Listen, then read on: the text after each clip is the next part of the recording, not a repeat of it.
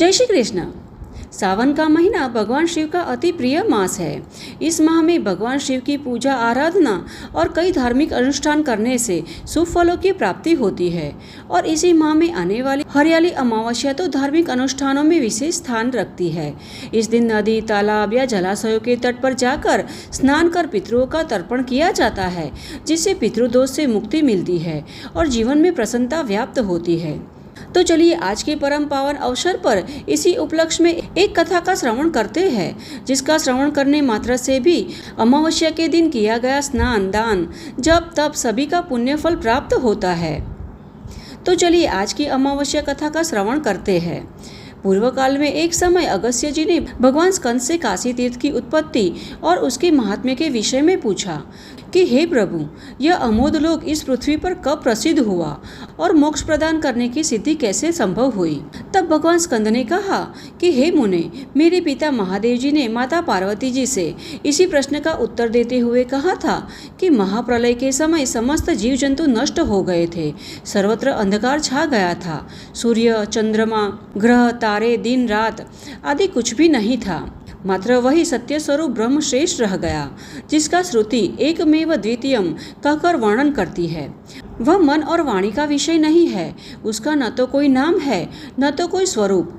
वह सत्य, ज्ञान, अनंत आनंद स्वरूपा और परम प्रकाशमय है। वहाँ किसी प्रमाण की पहुँच नहीं है।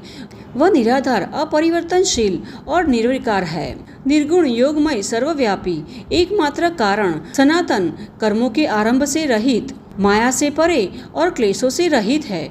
जिस परमात्मा को ऐसे विशेषण दिए गए हैं, वही कल्प के अंत में अकेला था और कल्प के आरंभ में उसके मन में यह संकल्प हुआ कि मैं एक से दो हो जाऊं। अतः निराकार होते हुए भी उन्होंने अपनी लीला शक्ति से साकार रूप धारण किया। परमेश्वर की इच्छा से प्रकट हुआ वह दूसरा रूप संपूर्ण ऐश्वर्य और गुणों से युक्त, सर्वज्ञानमयी, शुभ, सर्वव्यापी, सर्वज्ञ, सबका साक्षी, सबकी रचयिता और सबके द्वारा एकमात्र पूजनीय तुम प्रिय थी। और उस निराकार पर ब्रह्म का वह स्वरूप मैं ही हूँ।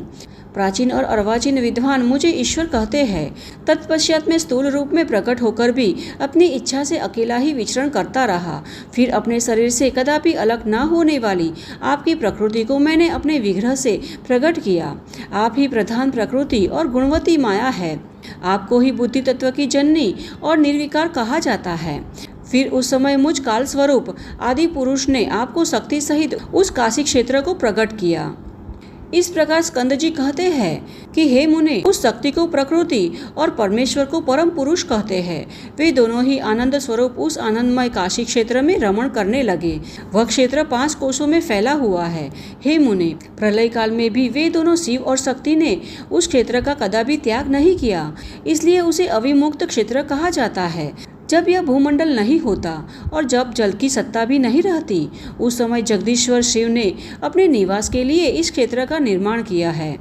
हे कुंभज, काशी क्षेत्र के इस रहस्य को कोई नहीं जानता। यह काशी क्षेत्र भगवान शिव के आनंद का हेतु है, इसलिए उन्होंने पहले इसका नाम आनंद वन रखा था। उस आनंद वन में जो सर्वत्र परिपूर्ण शिवलिंग है, उसे आनंद कंद के बीज के अंकुर के समान जानना चाहिए।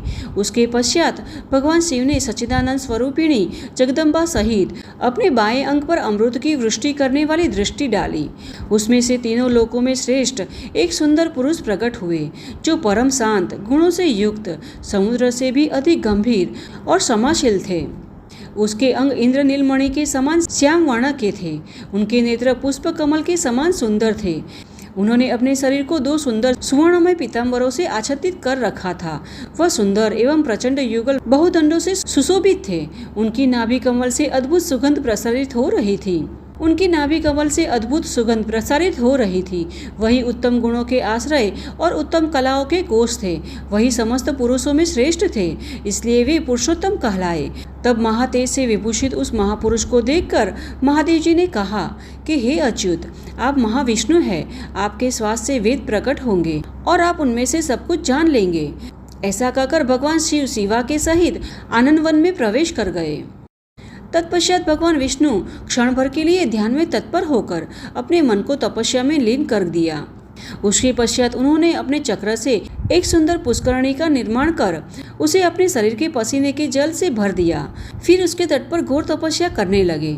तब शिवजी पार्वती जी के साथ प्रकट हुए और बोले कि हे महाविष्णु, वर मांगिए। तब विष्णु जी ने कहा कि हे महेश्वर, अगर आप प्रसन्न है तो मैं सदैव भवानी सहित आपके दर्शन के लिए इच्छुक हूँ। यह सुनकर भगवान शिव ने कहा, एवं अस्तु, हे जनार्दन, मेरी रत्न जड़ित कर्णिका अर्थात अंगूठी इस स्थान पर गिरी है, इसलिए इस तीर्थ का नाम मणिकर्णिका होगा।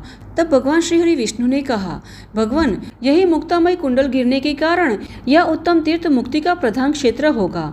यह शिव स्वरूप अवर्णीय ज्योति प्रकाशित होती है, इसलिए इसका दूसरा नाम काशी से प्रसिद्ध होगा।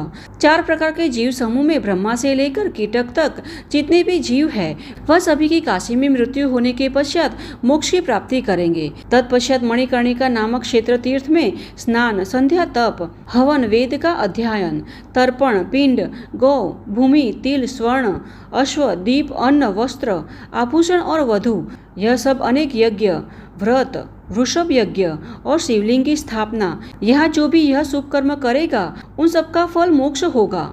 यह क्षेत्र जो है, जो होगा और जो हो चुका है, इस सबसे बढ़कर शुभ और उत्थान करने वाला हो। काशी का नाम मात्र लेने वाले के सभी पाप भी सदैव के लिए नष्ट हो जाएंगे। तो इस प्रकार भगवान शिव ने काशी की उत्पत्ति की और इसकी महिमा का वर्णन किया है।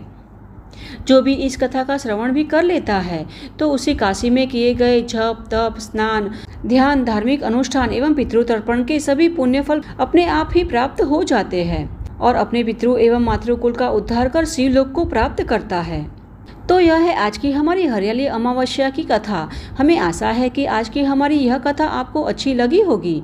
अगर यह कथा आपको अच्छी लगी है तो इसे अपने मित्र और परिवार में भी शेयर करना, जिससे कि उन्हें भी कथा का श्रवण कर पुण्य फल की प्राप्ति हो सके। तो चलिए हमारे शास्त्रों में वर्णित ऐसी ही वैदिक और प्रमाणभूत कथाओं के साथ फिर से मिलते हैं। तब तक के लिए जय श्री कृष्ण।